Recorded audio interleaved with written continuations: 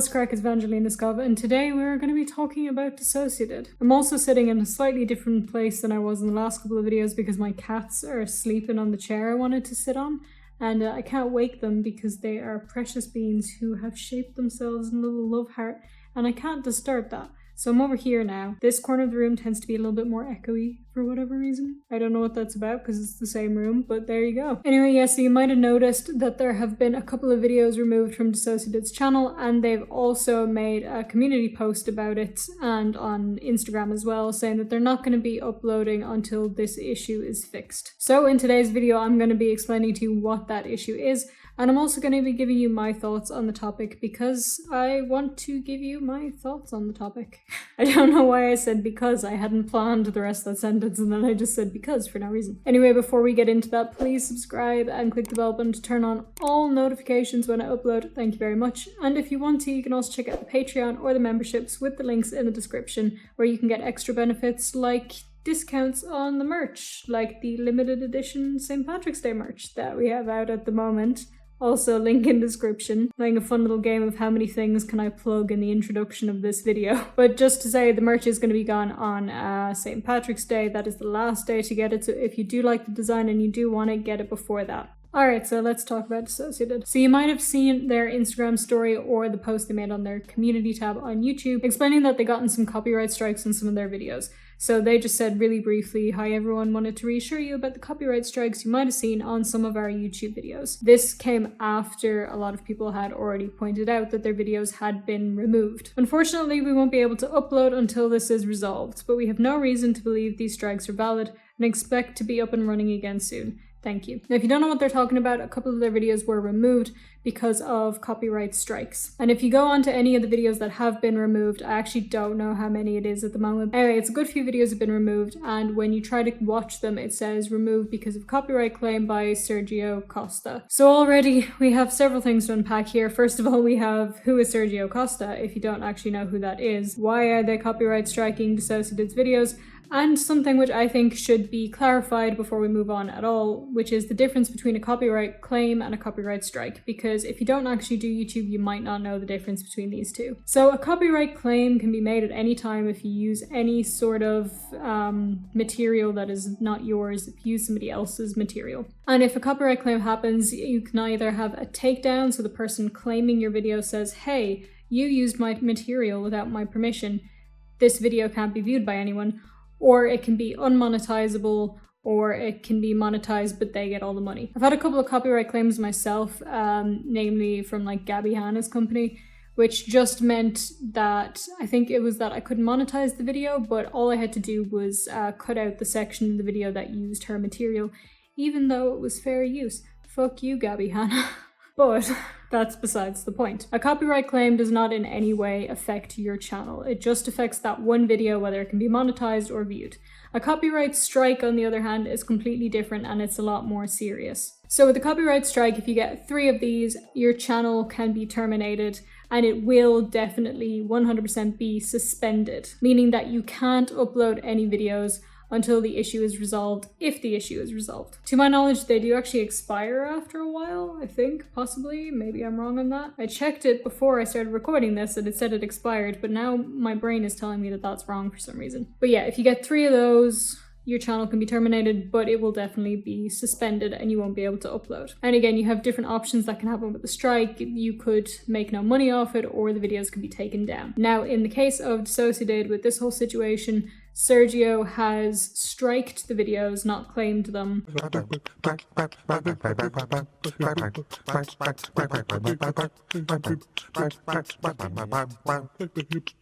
And they have been completely taken down. That is the option that he went for. So what does this mean in terms of DissociaDID uploading? Well, it means, as according to Google, after 3 copyright strikes, you'll have 7 additional days to act before your channel is disabled. During this period, your copyright strikes won't expire and you can't upload new videos.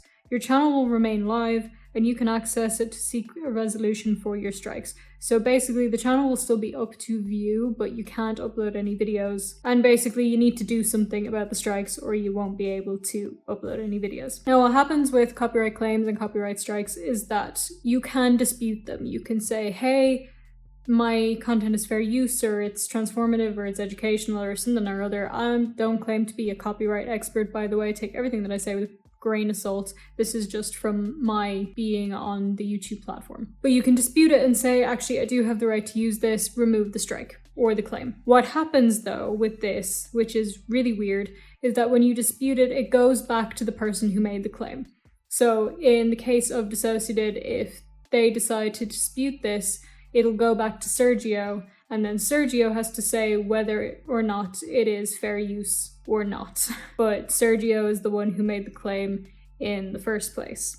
You see the issue. And after that, if the person who made the claim, in this case we're talking about Sergio, says that, no, actually, it's not fair use, I'm not removing my strike, then it goes to the courts, basically. It doesn't automatically go to the courts, obviously, because this is all like private matters, but the next option is going to court, taking legal action. I like how I say going to court like all legal cases go to court, which they do not, but it's legal action after that. It won't necessarily be in a big courtroom with a judge going, I sentence you to probation. I don't know. Do I look like a judge to you? So yeah, YouTube copyright system is a complete mess. I feel like they should intermediate somehow between that, but they kind of can't because they have no control over copyright. It's all legal stuff that is beyond them. So it's a very weird situation. But now let's get on to the bigger question.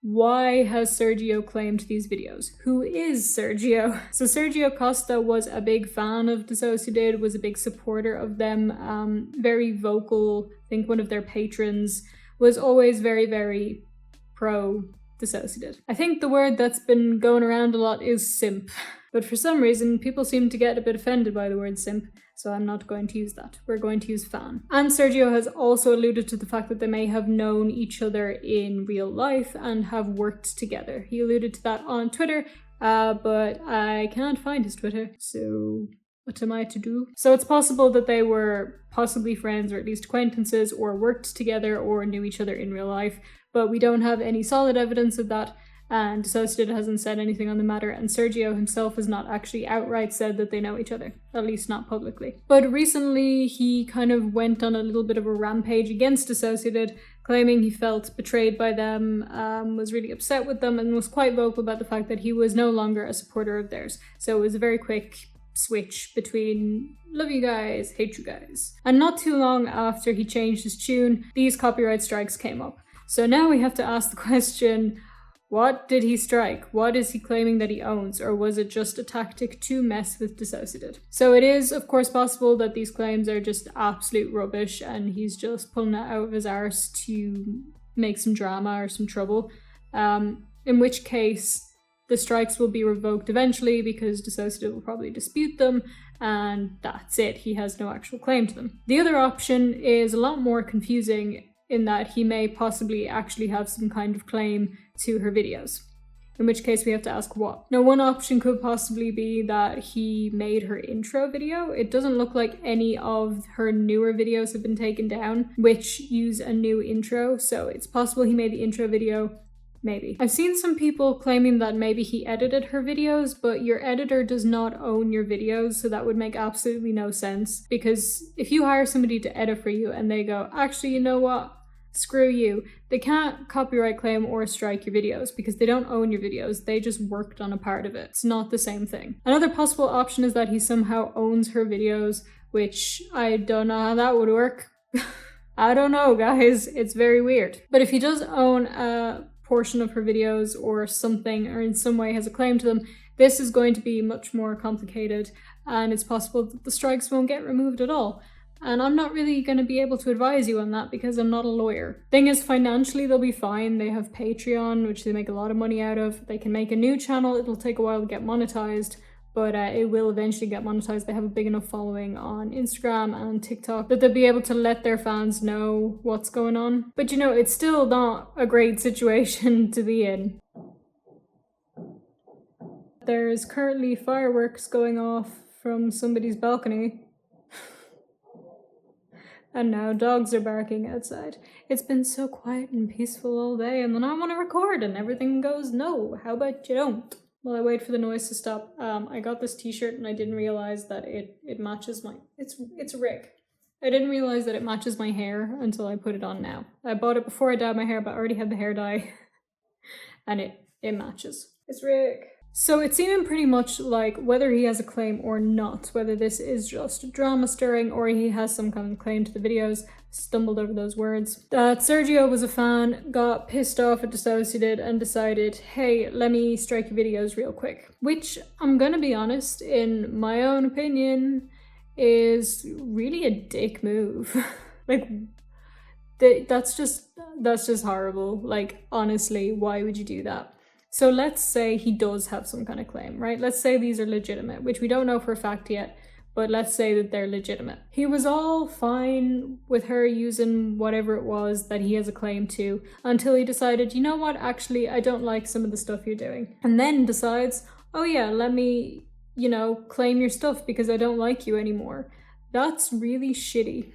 I said this on Twitter, I'm not on Twitter at the moment, but I said this on Twitter, that the YouTube copyright system is just completely broken and messed up anyway.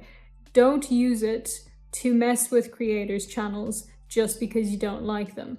That's messed up. And I know a lot of people are really happy about this because they're saying, you know, oh, this is good, she needs to be taken down, she needs to be deplatformed and her videos need to be taken away. I have seen a couple of people as well say that like this isn't okay, whether he owns any part of her videos or not, he shouldn't have done that. So it is pretty much divided of people saying, yeah, she deserves this is what was coming to her, and people saying, hey, you can't just decide one day to claim somebody's video. Because the thing is, like I already said, he was fine with her using whatever it was beforehand and then just decided, actually, I don't like you, let me claim it. Which is not a good enough reason to claim somebody's stuff, just because you've decided now that you don't like them. And it is messing with her livelihood, it's messing with her channel, it's messing with her job. Her entire YouTube channel could be removed because he decided to change his opinion about her. I don't know how to express my thought on that properly, and I probably should have figured this out beforehand, although I had kind of figured out what I wanted to say beforehand, but then dogs were barking and fireworks were happening and the cat was making noise, and now I've completely lost my train of thought. But basically, I just think it's really shitty to be one day like, yes, we love DissociaDID, DissociaDID's great. They're just supporting them like to a massive extent, and then just the next day change your mind, go, actually, I really don't like you. I am going to ruin your YouTube channel.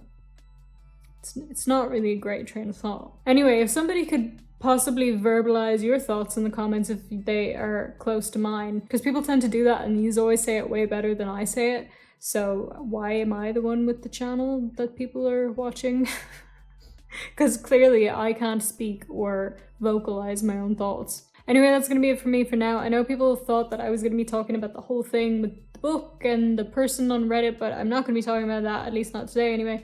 So I just wanted to talk about the whole copyright claim thing. I'm hoping I didn't leave anything out, but I'm pretty sure I did.